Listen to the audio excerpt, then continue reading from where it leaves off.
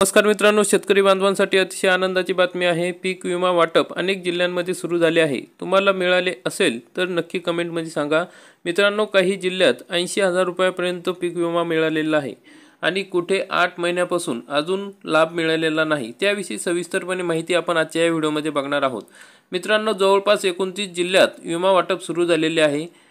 हिंगोली, वाशिम, बुलढाणा, संभाजीनगर, जालना, बीड, धाराशिव, परभणी, नांदेड, लातूर, अमरावती, अकोला, यवतमाळ, सोलापूर, नागपूर, वर्धा यांसारख्या जिल्ह्यांमध्ये काही जिल्ह्यांमध्ये हे पैसे जमा झालेले आहे। अनेक शेतकऱ्यांच्या खात्यात पैसे कमी जादा प्रमाणात आलेले आहे।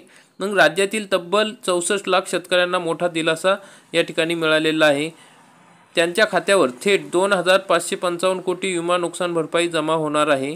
काही ठिकाणी होत आहे। शासनाने विमा कंपन्यांना देय असलेले प्रलंबित राज्य हिस्सा अनुदान 2,852 कोटी वितरित करण्यास मान्यता दिलेली आहे आणि या ठिकाणी या निर्णयामुळे मागील विविध हंगामातील प्रलंबित नुकसान भरपाईची रक्कम शेतकऱ्यांच्या आधार संलग्न बँक खात्यावर थेट जमा होणार आहे। ही प्रक्रिया लवकरात लवकर पूर्ण करण्याच्या सूचना विमा कंपन्यांना देण्यात आल्या असून शेतकऱ्यांना प्रत्यक्ष लाभ मिळणार असल्याचे कृषी मंत्री माणिकराव कोकाटे यांनी सांगितले होते। या अंतर्गत खरीप 2022 आणि रब्बी 2022-23 हंगामासाठी 2.87 कोटी, खरीप 2023 साठी 181 कोटी, रब्बी 2024 साठी 63.14 कोटी आणि खरीप 2024 साठी 2,308 कोटी इतकी नुकसान भरपाई शेतकऱ्यांना वितरित होणार आहे। एकूण 2,555 कोटी रकमेचा लाभ राज्यातील 64 लाख लाभार्थी शेतकऱ्यांना मिळालेला आहे। मराठवाड्यातील 7 जिल्ह्यांना 1,760 कोटी विमा भरपाई मिळणार आहे। परभणी जिल्ह्यात सर्वाधिक भरपाई मिळणार आहे। परभणी जिल्ह्यात कालपासून वाटप सुरू झालेले आहे। मग मित्रांनो, जिल्हानिहाय पीक विमा भरपाईचा विचार करता परभणी जिल्ह्यात सर्वाधिक विमा भरपाई मंजूर आहे। परभणी जिल्ह्यातील शेतकऱ्यांना एकूण 426 कोटी विमा भरपाई मंजूर आहे, तर मराठवाड्यातील सर्व जिल्ह्यांसाठी एकूण 1,760 कोटी रुपयांची भरपाई मंजूर आहे। मित्रांनो, हिंगोली, परभणी, लातूर या जिल्ह्यांमध्ये वाटप सुरू झालेले आहे आणि शेतकऱ्यांच्या खात्यात पैसे सुद्धा जमा झालेले आहे।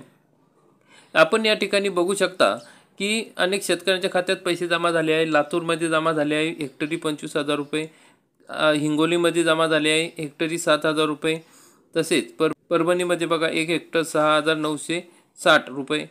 मग या ठिकाणी वाशिममध्ये बघा 46,500 रुपये जमा झालेले आहे। बुलढाणा जिल्ह्यामध्ये 72,000 रुपये जमा झालेले आहे।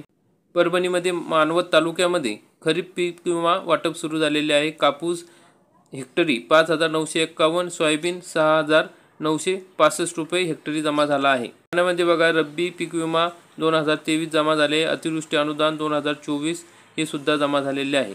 8 एकर 10 गुंठेला 49,693 रुपये वाशिमला जमा झालेले आहे। मग मित्रांनो, अशा प्रकारे अनेक जिल्ह्यांमध्ये हे पैसे जमा होत आहे। परंतु मित्रांनो, काही ठिकाणी 8 महिन्यापासून पीक विम्याचा लाभ मिळालेला नाही। अमळनेर तालुक्यातील शेतकऱ्यांना खरीप हंगामातील नुकसानीबाबत पीक विम्याची तब्बल 8 महिन्यापासून लाभ मिळालेला नाही। त्यामुळे संबंधित शेतकऱ्यांनी लोकशाही दिनी जळगावला जाऊन थेट जिल्हाधिकाऱ्यांकडेच आपली कैफियत मांडलेली आहे। या ठिकाणी 15 एप्रिलपर्यंत शेतकऱ्यांच्या खात्यावर जर पीक विमा लाभ मिळाला नाही तर कोणत्याही क्षणी प्रांताधिकारी कार्यालयासमोर पूर्व सूचना न देता शेतकरी आत्महत्या, प्रात्यक्षिक, फाशी आंदोलन करणार आहे, असा गंभीर इशारा शेतकऱ्यांनी दिलेला आहे।